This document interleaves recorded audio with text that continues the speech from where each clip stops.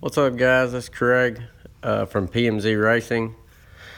We just got a new build into the shop about a week ago. It's a 87 Grand National. It's got a build engine, precision turbo going on it, Fab 9, pretty much doing everything. We got it into it from another shop that the customer actually said they were put the car up on a frame jig and everything to section the frame to lower the car.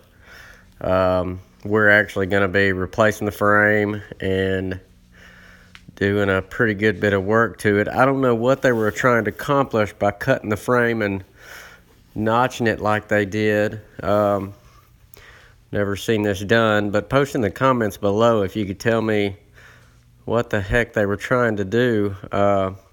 We'll be doing something similar to this Cutlass we got. It's going to be more of a street car, so where this car's got the funny car cage, the Grand National won't have. But the cage will end up pretty similar to this car. But we've been trying to figure out what they were attempting to do to the frame.